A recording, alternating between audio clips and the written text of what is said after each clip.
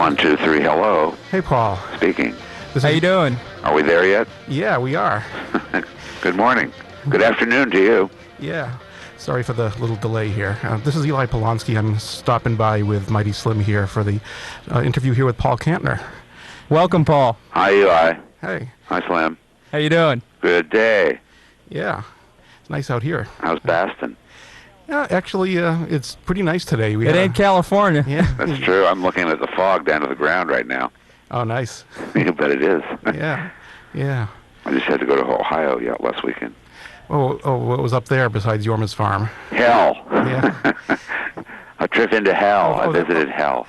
Oh, we had a good time, though. Actually, you were at the Freedom Fest up there. Yeah, something like that. Yeah, yeah. The We Three and pro-marijuana rally and so forth. Yeah, there was a lot of that going on. Yeah.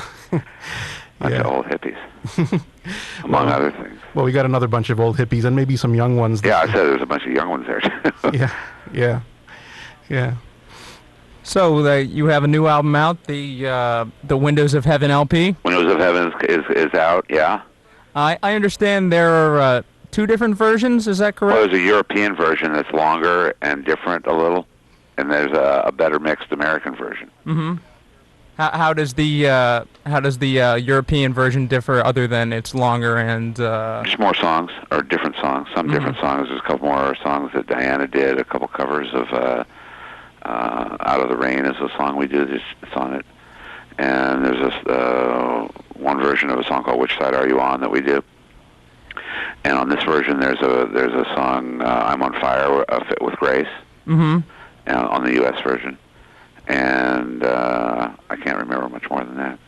Is there the version? I remember I went to the Fur Peace Ranch and Jack played one of the songs called something like "Bless Us All, Let It Be Free." That's on the European version with Diana. Yeah, it's a really great song. Yeah, it's a nice song. It's by a local writer on the East Coast, actually. How did knowing Grace's distaste for aging rock stars?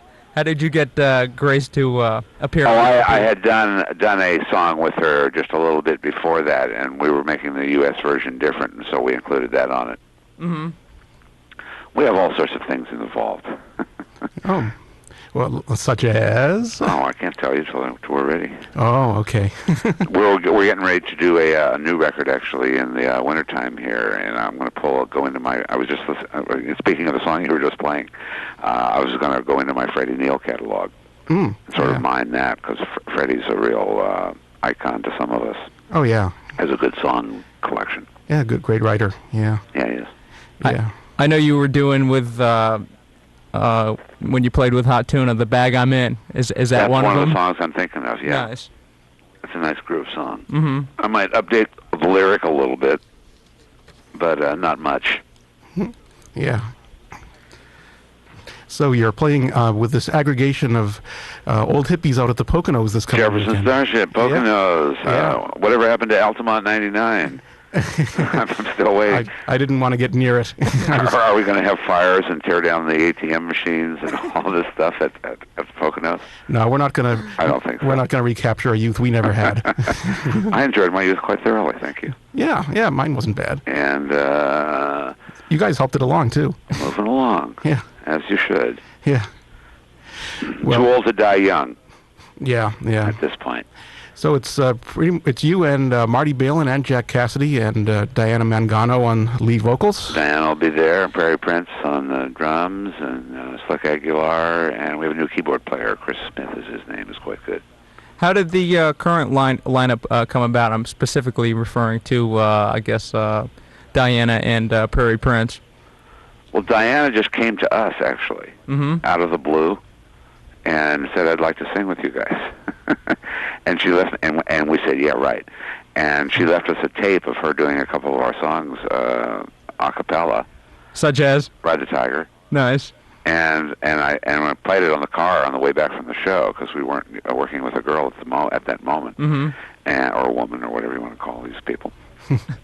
Another kind of being. And I listened to it on the going home in the car, and it was quite good. So I said, "Well, why don't you come down the next night?" We were playing upstate somewhere the next night on the East Coast and New York, and she did, and it just sort of went from there, quite naturally, really. Yeah, very simple things happen in our lives. And they work sometimes. Yeah. I did get to see her with you guys back in '95 here at the House of Blues, and she did belt it out. It was a good show. Yeah, she's good. Yeah. And she's come quite a long way since then as well. Oh, cool. How did Prairie join the mix? Prairie was just around, and he's a local, in San Francisco. Mm-hmm. And when we were first starting to build the band, we just met him. I had met him accidentally in New York way back when, and he was available, and we were putting a band together, and I asked him, hey, would you play with us a little bit? And he's, yeah, sure, let's try it out. And so far it's worked quite well. Yeah, he's an extraordinary drummer, actually. Fuses really well with Jack's peculiar bass style. Indeed. I remember seeing the Rock and Roll Hall of Fame induction performance that you guys did when I was at the ranch. I thought it was absolutely unbelievable, and I thought it was. Although I enjoyed the '89 reunion, I thought it was. I thought he really kicked ass, and I wondered. Are we famous yet? Are there any plans? Obviously, we know Grace doesn't want to do it. Do you have any for the moment Millennium plans for a an airplane we reunion? never really planned in any of our bands that we ever had. Mm-hmm. Things just come rolling in toward us, and it's more a decision whether to go this way or that way. Rather, whenever we really have tried to plan, mm-hmm. it just goes completely awry. Mm-hmm. Yeah. And so we sort of make plans, but we always know that they're going to change. Mm-hmm. And for example, we're going to be playing in Carnegie Hall in September. Wow. We're doing a Carnegie Hall little sort of spectacular, and it's our first time there. So I guess we've practiced enough by now to get there. When is that going to happen? September 18, I think. It's a Saturday night. Mm-hmm. In New York City. Hey, looking forward to that. What are your tour plans for immediately after the Poconos, say the next week? After the Poconos, we're moving on. John, I don't have my schedule in front of me. I know it's not there. Where are we going from the Poconos? Oh, God, we're coming back out here to Reno. Oh. And then back to Connecticut the next weekend, and wow. Detroit and Indianapolis. Because I wanted to let you know that there's a impromptu free 3-day festival out in Bethel, New York, happening. Not the one that they're charging money for, but another one. The one that just happened? No, not the one that had the fires and the. That's the one you just mentioned. That's not that one you're talking about. No, that's already happened. No, this is one coming up on August 13th through the 15th. At the farmhouse next to the Asger farm site. There's going to be an impromptu 3-day festival being called the People's Woodstock, and is that the one with Sebastian and Richie Havens and things like that? Well, there are 2 out there with them. Oh, there's a third one. There's 3 of them. Then. I don't know about Sebastian, but there are two out at the Bethel site. There's one called A Day in the Garden, which is a day-long festival on Sunday the 15th, which is people have tickets for. Then there's an impromptu one down the road at Yasgur's farmhouse, where probably most of the artists at Day in the Garden, like Havens, Country Joe, Arlo Guthrie, Melanie, will probably be all playing there, and some of them have told me they will, but they can't announce that because of pressure from the other. So further steps in the plot to overthrow reality. Well, in fact, the real one tried to put an injunction against the impromptu one. And what's real and what's not these days? Well, they got around that by running a candidate for town supervisor of Bethel, New York, making it into a political rally guaranteeing them free assembly. So that's how. There's always a way around, isn't there? Yeah. I learned that in Catholic school. Yeah, just letting you know about that one in case you happen to be. No, we're out here working that weekend, unfortunately. Oh, okay. Oh, well, just giving it a shot. So, Paul, speaking of drummers, when's the last time you spoke with Spencer Dryden? What's he up to these days? I spoke with Spencer just recently about something or other. What was it? I don't know. It might have been Barry Melton's band. Does Melton have a band out playing in San Francisco these days? Yeah, he plays down at this place called The Saloon a lot with Peter Allen from Big Brother. Right. It's sort of a blues bar down in North Beach. And he'll play up around in Marine. He's a public defender now. Yeah. Oh, yeah. And he said his clients aren't much different from his old fans. So it's like the perfect job for him. I don't know. All his thing. He studied for the bar on his own and passed the bar. Nice. And so he became a lawyer. And he ran for judge in San Francisco. Wow. Frightened a lot of people by getting 40% of the vote. Great. Not quite enough to win, but who'd want him to win anyway? I remember he had a poster that said, and it's 1, 2, 3, who are we voting for? There you go. He's the only political candidate I've ever done a benefit for. Wow. We don't do politics as a general rule. Well, yeah. You're not going to be campaigning for Trent Lott these days? Trent, go Trent. And the Gush and Bohr candidates. Yeah. No, we're not too. We've never been existed in another quantum universe in politics as a general rule. Yeah. We sort of comment on it and observe, but more like a news organization than a campaigning organization. Mm-hmm. Right.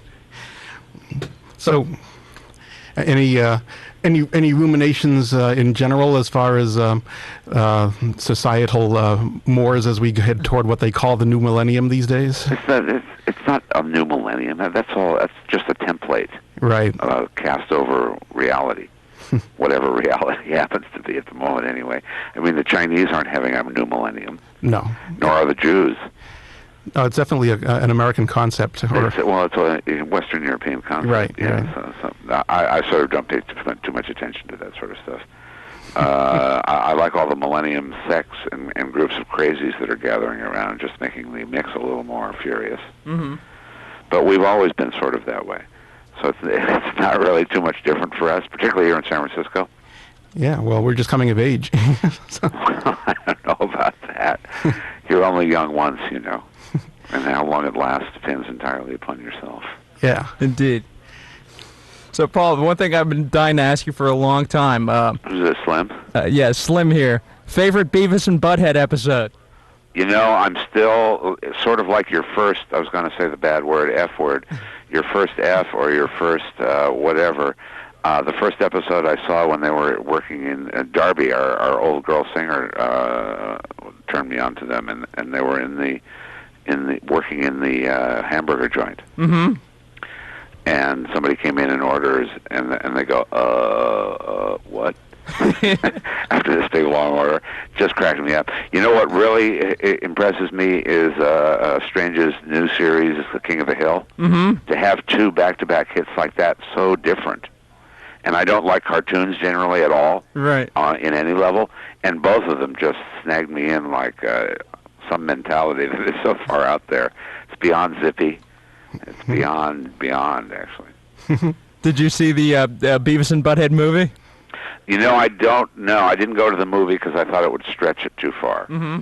And I don't go to movies anymore because I don't like to.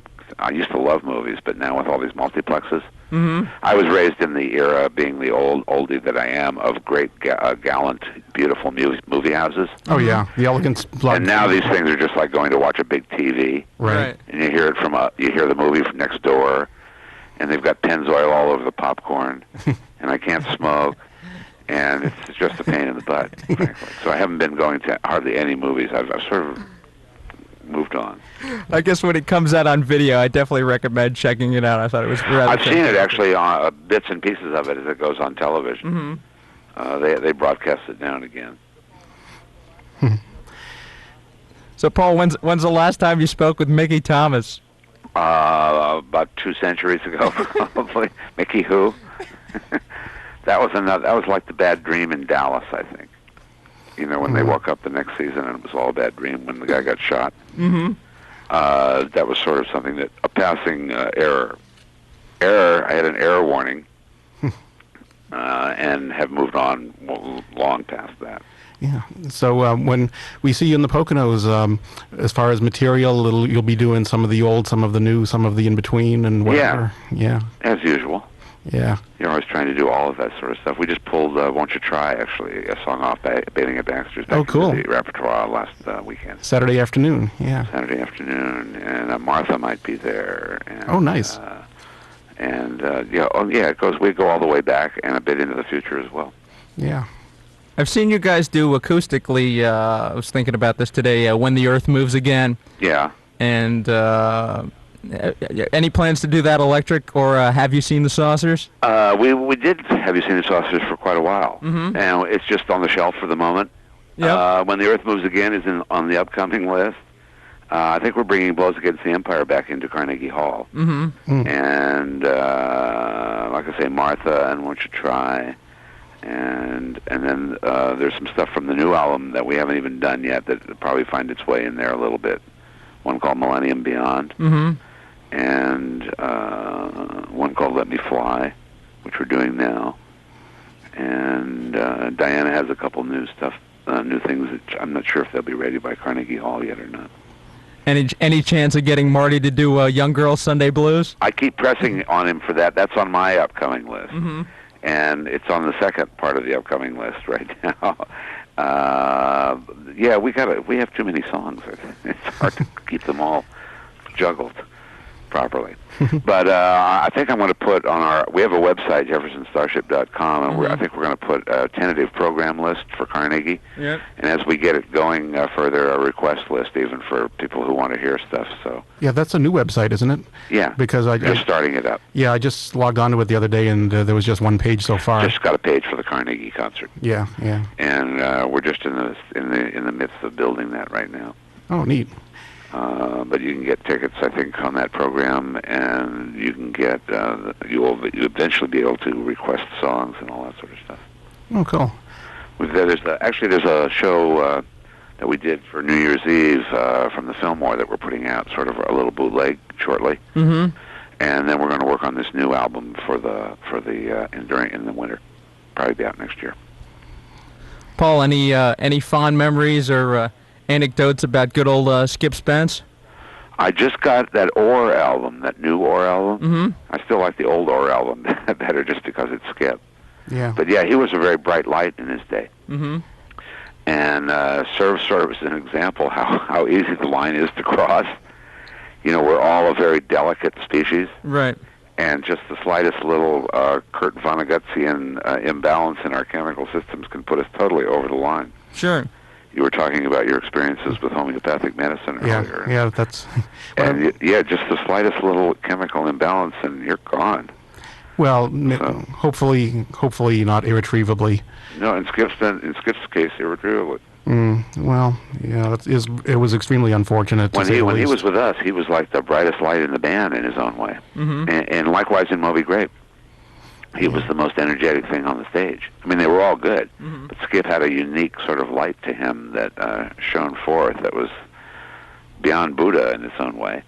And to watch that be extinguished was rather tragic, actually. Yeah, it was quite. We did our best to tribute him down here. So anyway, it looks like you'll probably have to wrap it up and move on to some other airwaves shortly. It looks like I think they said at 1:00 you're moving on. So. Yeah, moving on. So that's our. Well, thanks for having us by. Yeah, maybe we'll see you in the Poconos. Yeah, Slim has another comment here. I guess one other question. And I know there's sessions out there floating around of the original Planet Earth Rock and Roll Orchestra. Like you can find. Oh, you mean our little bootlegs. doodling, just a little sort of playing around? Yeah, I guess from bootleg stuff appears from like 1970. Were there any plans, I guess, in the original Pero, so to speak, to make an album, or were those recordings? Well, the original those were sort of just experimental tracks in that going toward that destination, mm-hmm. and we all got torn into our own careers, and never really got back to it. Mm-hmm. And but there's some nice little guitar things for people who like that sort of stuff. We're not talking MTV fare or anything. Right. They're like little jams and musings, more explorations of themes and things like that. Mm-hmm. That are quite interesting. And somebody was just wanting to put that out. Talked to me last week, actually. Michael Gaiman. Nice. Oh, I remember him. Yeah. Has an interest in that particular album, and people keep writing about us about it all the time. And I don't think it's as much as anybody would expect, but the people who heard it sort of like it. Right. So, who am I to argue, I guess, you know what I'm saying? And I guess one final question. What was your specific contribution to Wooden Ships? Wooden Ships, Crosby came to us with the musical, most of the music for it, mm-hmm. Just as music. And he had been trying to write something to the music for about a year or two. Mm-hmm. And he said, "Here, why don't you guys take this and see if you can do anything?" So I actually took some lyrics from the first song I ever wrote and combined it way back in college, and combined it with some stuff because David was a sailor. Mm-hmm. So the wooden ships on the water is all mine. Right. Most of the words in the main body of the song are mine, except for the third verse about horror and all that stuff. Mm-hmm. That's Stephen Still's cocaine verse, I think. Well, I always thought that the song, lyrically, it was a theoretical story about survivors of a hypothetical future Holocaust. Yes. Right. Right. Well, not. It is, but it's not directly told as a story. It's more painted as just sort of a mind picture. Right. A scene. And let you fill in the details from your own life, ideally. So that's the basic concept of the song, though. Yeah. And I wrote all the lyrics except for that little "in" that David does. Mm-hmm. You know, about if there's a fair wind. No, and the end. That's the end. Yeah. But the beginning, that little musing, those three little. Oh, if you smile at me. Yeah. Right, if you smile at me. Yeah. David ripped that off of a church in Florida, actually. Clever. It was on their bulletin board. You know, something about if you smile, all the world can understand it, or something like mm-hmm. that. And turned it into that little section in the beginning. Well, that's great. Maybe we'll put that on in just a little bit. We'll check. We'll collaborate and put what's left of our heads together and see what. Sci-fi forever. Yeah. A sense of wonder. Yeah, but that one had an ominous. You could call it a political statement, really. I mean, just telling people to watch out with the toys they play with in this world. Well, I have no great worry or anything about atomic, nuclear stuff. It's just another hammer, pencil, tool. You know what I'm saying? And what happens with it is all in the minds of the beholders and the doers. Right. And you can handle nuclear energy and even atomic bombs, for that matter. You're not going to make a judgment on the hammer, I don't think. More on the person wielding it and how you wield it. Yeah. Well, so watch out for your tools. Yes. Don't let them attack you. Yes. Well, we're going to be giving away a pair of tickets for one day of Gathering on the Mountain very shortly. We'll have a brain-twisting question of some sort to separate the men from the boys here or whatever. All right. And we want to thank you for being with us, Paul, once again on WMBR, Cambridge. Always a pleasure. Yeah. Thanks for talking to us, Paul. Take care, you guys. All right. Have a good one. Over and out. We'll see you at the Poconos. Take care. You bet.